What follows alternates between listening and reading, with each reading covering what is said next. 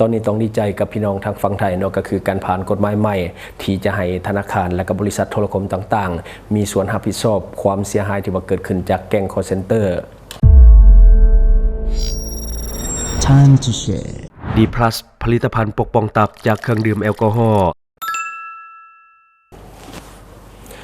สวัสดีท่านผู้ชมกลับมาพบกับรายการ Time to Share เนาะสำหรับหัวข้อที่เราอยากจะนำเสนอในวันนี้ก็คือเกี่ยวข้องกับกฎหมายใหม่ของไทยเนาะที่ว่าเราเองก็อยากให้มีคือกันกับเขาเจ้าก็คือกฎหมายใหม่ที่ให้ธนาคารและก็เครือข่ายโทรศัพท์มือถือต่างๆมีส่วนร่วมในเรื่องของการรับผิดชอบผู้ที่ว่าเกิดความเสียหายจากแก๊ง call center ที่มีการช่อโกงทางโทรคมเนาะอันนี้ก็คือข่าวที่ได้มาจากมติชนเนาะที่ว่ามานำเสนอในมื้อนี้ในวันที่28พฤษภาคมปี2025ที่ผ่านมาที่กองประชุมรัฐสภาของไทยได้มีมติเห็นดีเป็นเอกภาพในการผ่านพระราชกำหนดมาตรการป้องกันและปราบปรามอาชญากรรมทางเทคโนโลยีฉบับที่2พศ2568เพื่อยกระดับขีดหมายความสามารถในการรับมือกับอาชญากรทางไซเบอร์เนาะที่ว่ากำลังแพร่ขยายเป็นวงกว้าง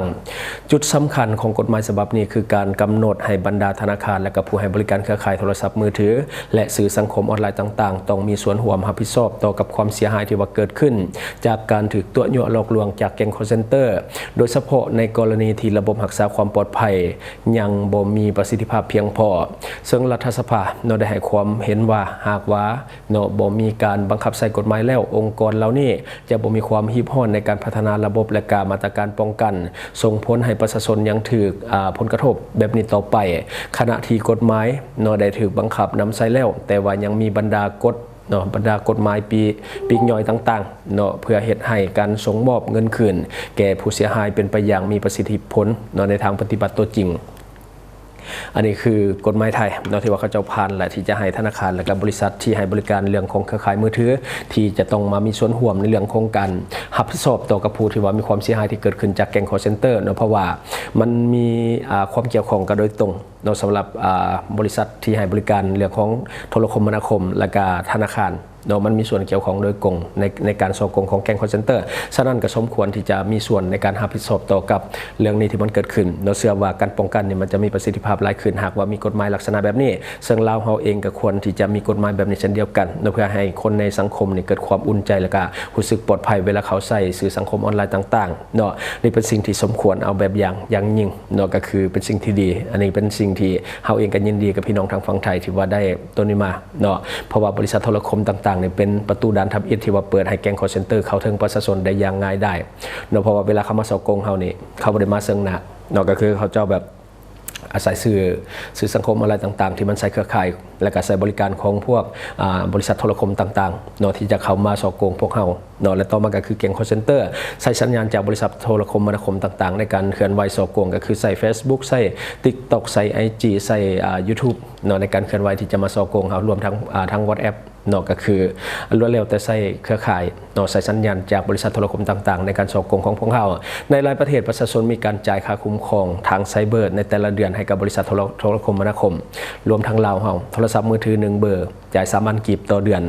ถ้าว่าเป็นเน็ตบ้านเนาะสัญญาณอินเทอร์เน็ตแบบว่าดึงสายเข้ามาเนาะสัญญาณอินเทอร์เน็ตไฟเบอร์นะเฮาก็จะเสีย 5,000 กีบต่อเดือนเฮาเองก็ได้จ่ายค่าคุ้มครองทางโทรคมหรือว่าปัญหาเรื่องมาจากไซเบอร์เนาะเข้าใจเนาะหลายประเทศเขาจะกระจายเช่นเดียวกันเวลาเกิดการส่อโกงผ่านสื่อออนไลน์หรือว่าเครือข่ายของบริษัทโทรคมนาคมเนาะก็สมควรที่จะได้เข้ามามีส่วนร่วมในการที่จะรับผิดชอบให้กับพวกเขาเนาะเพราะว่าแก๊ง call center มันมาจากเครือข่ายของเจ้าในการที่จะเข้ามาสอโกงพวกเขาเนาะฉะนั้นบริษัทเรานี่ก็สมควรที่จะมีส่วนร่วมคือในไทยเนี่ยเขาเจ้าเฮ็ดถูกต้องแล้วเนาะในลาวเขาก็ควรจะมีแบบนี้เช่นเดียวกันเพราะว่าเวลาเกิดความเสียหายมันเขาเจ้าก็มาโทษแต่ตัวเขาเองว่าเขาไปลงเสือเขาเจ้าเนาะที่จริงนะเขาแฝงตัวมาในเครือข่ายของโทรคมนาคมที่ควรจะมีส่วนรับผิดชอบตัวอย่างคือในต่างประเทศที่เขาเห็นข่าวเนาะไล่บริษัทโทรคมนี่ส่งสัญญาณไปให้แก๊ง call center โดยเฉพาะเลยเนาะคือฮู้อยู่แล้วว่าเป็นแก๊ง call center ที่เคลื่อนไหวสอโกงประชาชนแต่มันมีรายได้รายจากส่วนนี้ก็คือแบบว่าเวลาแก๊ง call center มันใส่เนี่ยมันบ่แม่นว่าใส่เบอร์2เบอร์มันใส่เป็นพันเบอร์โดยฉะนั้นมันมีรายได้จากส่วนในรายบริษัทในต่างประเทศสนองอินเทอร์เน็ตสนองสัญญาณเนาะโตไปเพื่อเขาเจ้าโดยเฉพาะเพื่อที่จะให้แก๊ง call center นี่ได้ใช้อินเทอร์เน็ตที่มีความไวสูงในการสอโกงเพราะว่าอินเทอร์เน็ตมันมีบล็อกซิมมันมีพวกที่ ใส่เป็นแอคเคาท์ในการสอโกงเฮานี่จำนวนลายเวลามันใส่มันบ่ได้แม่นสิใส่คือเฮามันใส่เป็นพันเบอร์เนาะฉะนั้นนี่บริษัทโทรคมประเภทนี้เนี่ยเขาจะมีรายได้จากส่วนนี้หลายทั้งแม้นว่าเขาฮู้อยู่แล้วว่ามันเป็นสิ่งที่มันผิดกฎหมายบ่ถูกต้องแต่รายได้มันสูงเนาะบางทีเขาบ่ได้จ่ายแบบว่าตามจริงที่เขาใส่เขาอาจจะจ่ายให้หลายกว่านั้นเนาะเขามีส่วนฮู้เห็นกันอยู่แล้วเนาะอันนี้บริวารในประเทศเขาอยู่ต่างประเทศที่ว่ามันเป็นข่าวในช่วงที่ผ่านมาเนาะอันนี้มันเป็นมูลความจริงมันเป็นข่าวดังแล้วหลายคนก็ฮู้อยู่แล้วเนาะ ขออภัยบัดนี้มาเว้าด้วยเรื่องของธนาคารในการตัวการเนาะในเรื่องของการเคลื่อนย้ายถ่ายเททรัพย์สินหรือว่าเงินคำของเฮาจากบัญชีเฮาไปสู่บัญชีอื่นการเคลื่อนไหวของการเงินในการสอโกงของแก๊งคอลเซ็นเตอร์ธนาคารฮู้ทั้งหมดเลยเนาะธนาคารฮู้อยู่แล้วธนาคารเป็นตัวเคลื่อนย้ายเงินเนาะบอกว่าบัญชีมาบัญชีแท้บัญชียังคือกันธนาคารเขาจะฮู้อยู่แล้วเนาะธนาคารมีส่วนร่วมแบบเต็มๆเลยในการเคลื่อนย้ายเงินตราในระบบของธนาคารเองเนาะตัวอย่างคือเฮาใช้ธนาคาร ABC ไปสิ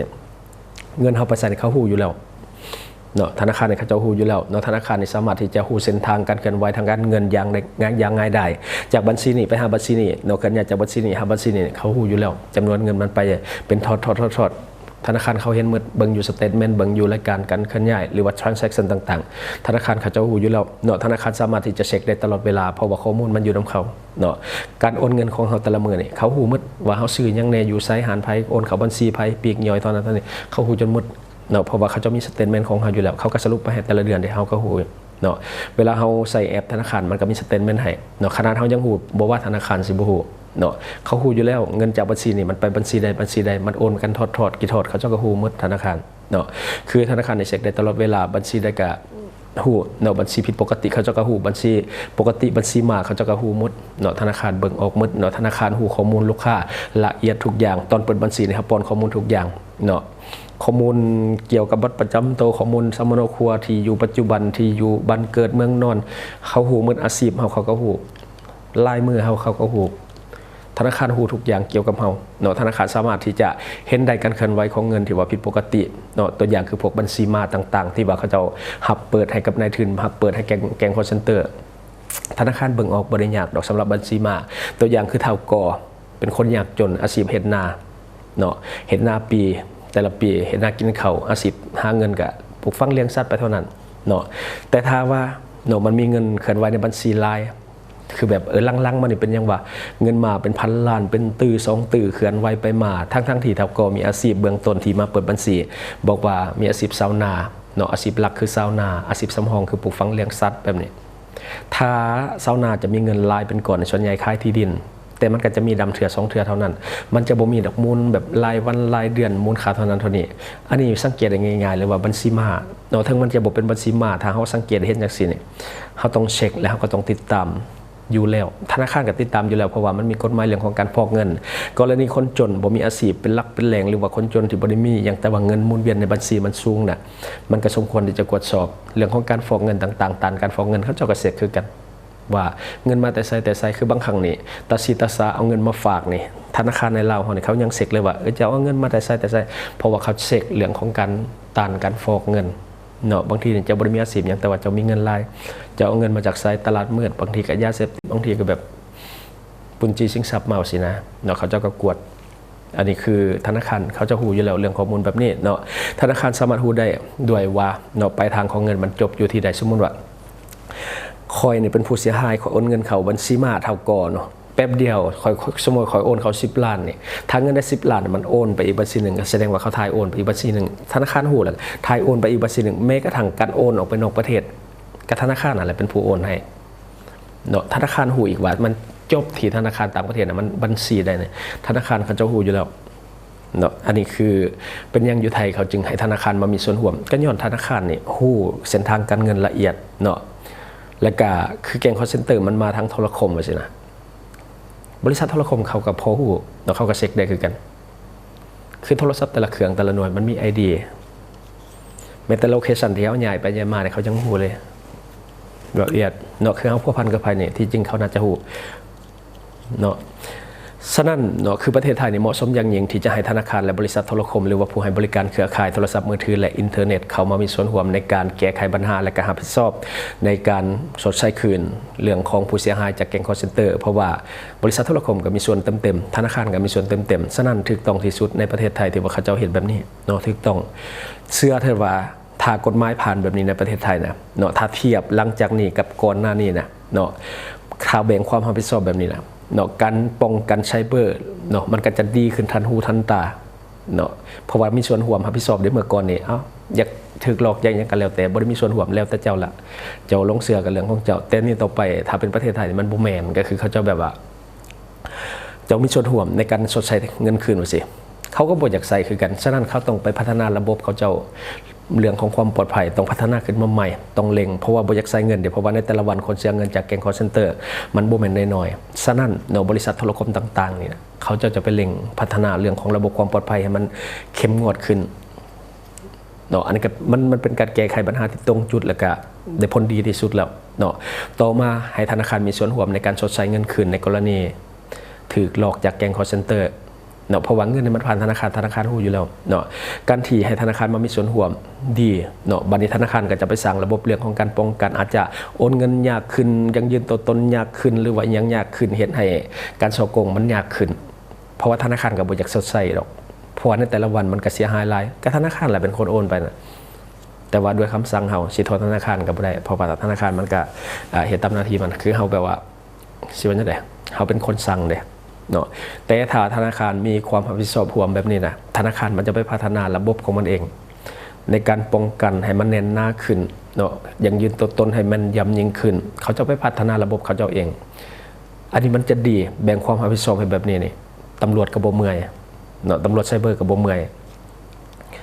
อันนี้ถือว่าดีได้สำหรับไทยเนี่ยเพราะว่าไทยเขาโดนนักแท้เพราะว่าเรื่องแก๊ง call center บอกว่าจะอยู่สามเหลี่ยมทองคำบอกว่าจะอยู่ในปอยทางฝั่งปอยเปตทางนั้นนะเนาะทางงานกัมพูชานะแล้วก็ทางเมียนมาเนาะทางสเวโกโกนะแก๊ง call center เราเนี่ยลุ่มประเทศไทยอย่างว่าประเทศเดียวเนาะแต่ว่าอยู่ลาวเนี่ยมันลายอย่างว่ากวาดล้างแก๊ง call center อยู่ในสามเหลี่ยมทองคำในช่วงที่แล้วเนาะตำรวจกวาดล้างมันแตกสะไปทางใหม่เลยบัดนี้เนาะแต่ก็เลยว่าเฮ็ดให้ปัญหาแก๊ง call center ในลาวนี่มันเพิ่มขึ้นอย่างเห็นได้สัตว์เดี๋ยวนี้สารพัดเลยเนาะคือฉะนั้นเหมาะสมอย่างยิ่งให้ธนาคารกับบริษัทโทรคมรับผิดชอบร่วมเนาะบางวันเราจะนำสิ่งนี้มาใช้ในอนาคตอันบ่ไกลเนาะมันจะเป็นสิ่งที่ดีหลายเพราะว่าตอนนี้เราเองก็นักหน่วงในกับเรื่องของแก๊ง call center เขามาหุกหานหรือว่าเขามาฉ้อโกงเคลื่อนไหวเรื่องของการฉ้อโกงทางโทรคมเนาะก็คือหลายคนตกเป็นเหยื่อเพราะว่าหับมือบ่ทันเคยเบิ่งแต่ข่าวบ่คิดว่าบ้านตัวเองก็สิมีเนาะที่จริงแก๊ง call center นี่ได้ยินมาหลายปีแต่ว่าส่วนใหญ่เขาบ่ได้เคลื่อนไหวในบ้านเฮาเนาะแต่ว่าเดี๋ยวนี้นี่มันหันมาเคลื่อนไหวในบ้านเฮาเนาะคือตอนนี้เราก็กำลังได้รับผลกระทบจากการฉ้อโกงทางไซเบอร์หรือว่าทางโทรคมอย่างเห็นได้ชัดเจนเนาะตัวอย่างคือการตัวเหยาะให้มีการบริจาคคือเอาเพจต่างๆมาปลอมกู้ภัยเนาะมูลนิธิครอบครัวทุกข์ยากครอบครัวอนาถาแบบนี้เนาะศพไร้ญาติว่าสิไลน์ให้บริจาคอันนี้ต่อมาก็คือการไลฟ์สดขายพวกหินมีค่าพวกยกพวกยังมีการเสียใส่นามาจำนวนหลาย 4-50 คนในการเข้าไปเบิ่งไลฟ์สดแล้วก็เสียเนาะผู้ใดมีความโลภกับผู้นั้นก็โดนเนาะและต่อมาที่เห็นไลฟ์ในตัวนี้ก็คือไลฟ์สดขูดหวยออนไลน์เนาะลงทะเบียน500,000 ล้าน10 ล้านก็มีคนจำนวนหลายที่เขามาห้องเรียนในเพจเขาก็เห็นยังบ่ได้เนาะเพราะว่าเขาบ่เป็นเจ้าหน้าที่เสียหายหลายเนาะอันนี้คือมาแห้งสุดในปัจจุบันก็คือหวยขูดมันจะเปลี่ยนรูปแบบไปเรื่อยๆถ้าแบบนี้คนสิ้นก็จะเอาแบบใหม่มาให้เรื่อยๆเนาะบัดนี้ทั้งการปล่อยเงินกู้ดอกเบี้ยต่ำวงเงินสูงได้เงินง่ายสะดวกสบายชำระคืนก็บ่ต้องห่วงแต่ต้องลงทะเบียนก่อนมันมีธนาคารสีฟ้าถึงแอบอ้างไลน์เนาะอันธนาคารเขาก็น่าจะฮู้อยู่แล้วว่าเขาถึงแอบอ้างไลน์เนาะรวมทั้งเพจใหญ่ๆในสปปลาวของเขาในปัจจุบันก็ถึกปลอมเพจดังๆนี่ถือปลอมมุดในการไปยิงแอดโฆษณาแต่เขาไม่ได้คลายเครื่องหรอกเขาวางให้คนกดลิงก์เข้าไปซื่อๆเนาะกดลิงก์เข้าไปซื่อๆแล้วบัดนี้กดเข้าไปปุ๊บเนี่ยมันจะดูดข้อมูลเขาเนาะหลังจากนั้นก็พยายามที่จะเข้าบัญชีอย่างต่างๆที่มันสร้างผลประโยชน์ให้กับเขาได้เนาะส่วนใหญ่บ่ได้เน้นคลายเครื่องดอกสมมติว่าราคาสินค้าแบรนด์เนม 10 ล้านว่าสิมันขาย500,000 กีบว่าสิเนาะบางคนก็ตาลุกอะไรคิดว่ามันแม่นเพจจริงเนาะบ่ได้เข้าไปเช็คเบิ่งเนาะว่าเพจแท้เพจปลอมเพราะว่ามันเอาสื่อของเพจแท้ไปตั้งแล้วก็ไปยิงแอดเพื่อขายสินค้าตัดราคาแบบเหลืออยู่ 10% ว่าสินะหลายคนนี่ลงเสือย้อนความโลภบางตาแล้ววันนี้มันบ่ได้ต้องการดอกการขายเครื่องนะมันให้กดลิงก์แล้วเพื่อที่จะดูดข้อมูลเฮาหลายคนกดไปแล้วเนาะอันนี้เห็นตลอดเลยเนาะพวกแฟนเพจใหญ่ๆเขาเจ้าก็แจ้งเตือนแฟนคลับเขาเจ้าอยู่เนาะและบัดนี้เนาะสารพัดรูปแบบที่ว่าคนเรากำลังเผชิญอยู่ในปัจจุบันเนี่ยก็คือคนมีคนตกเป็นเหยื่อจำนวนหลายเนาะเข้ามาส่งข้อมูลมาให้เฮาจำนวนหลายแต่ว่ากระทรวงยังบ่ได้ดอกแจ้งตำรวจก็บ่มีประโยชน์เพราะว่ามันเอาเงินคืนมาบ่ได้แต่ถ้ามันมีกฎหมายคือไทยเนาะให้บริษัทโทรคมและก็ธนาคารเขามามีส่วนร่วมในการรับผิดชอบแบบนี้จะเห็นผลดีเงินก็มีโอกาสที่จะได้นำเนาะสิให้ตำรวจไปนำเขาก็เห็นใจเขาอยู่จักสิไปนำอยู่ใส่บางทีมันก็อยู่ต่างประเทศเนาะฉะนั้นคันให้ธนาคารมีส่วนร่วมนี่สำคัญธนาคารนี่นำง่ายสุดหู้เส้นทางการเงินเนาะคือโทรคมนี่น่าจะนำยากหน่อยนึงอยู่แต่ธนาคารในหู้เส้นทางการเงินมันไปใส่เนาะอันนี้คื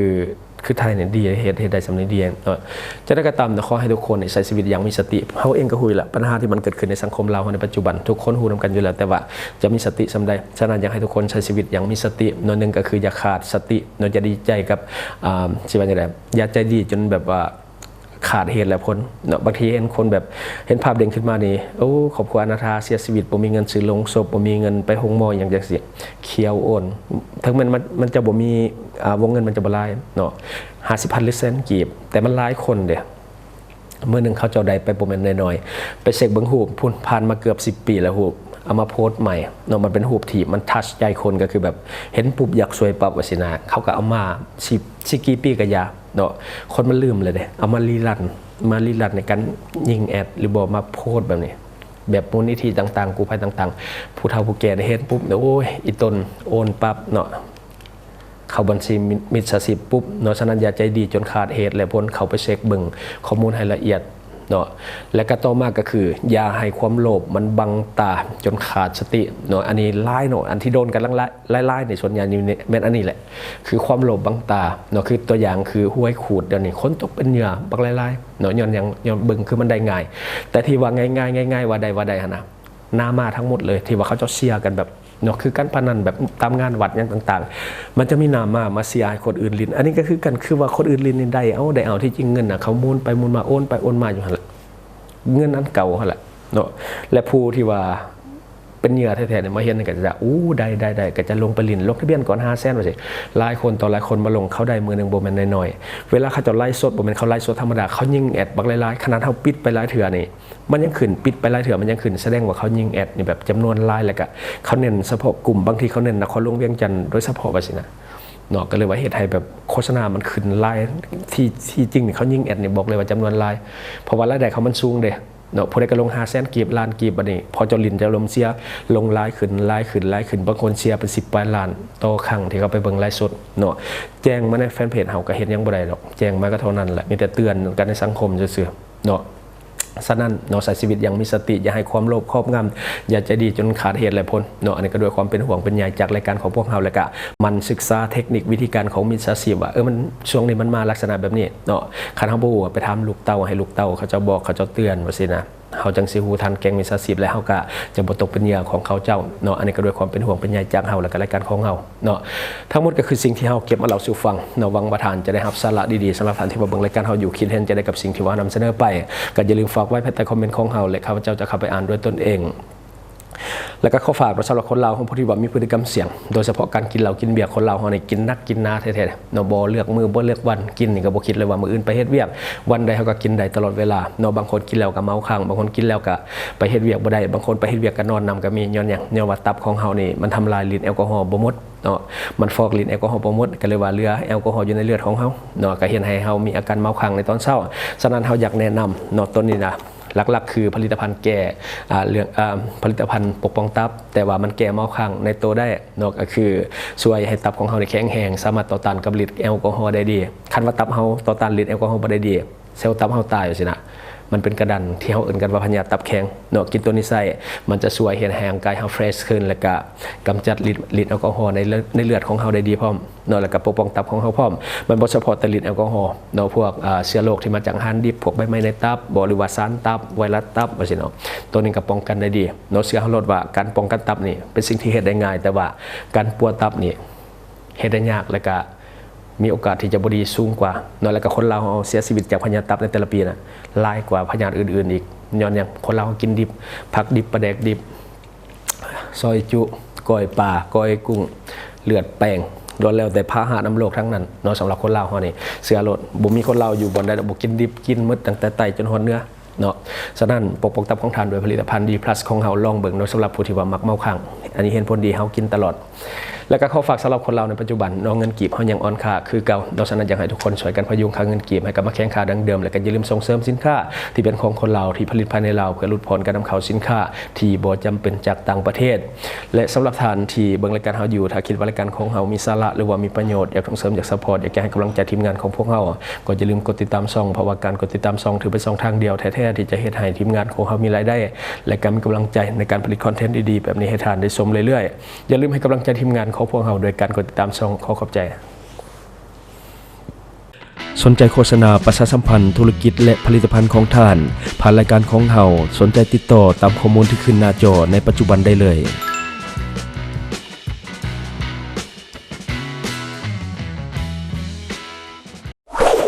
Subscribe for more video.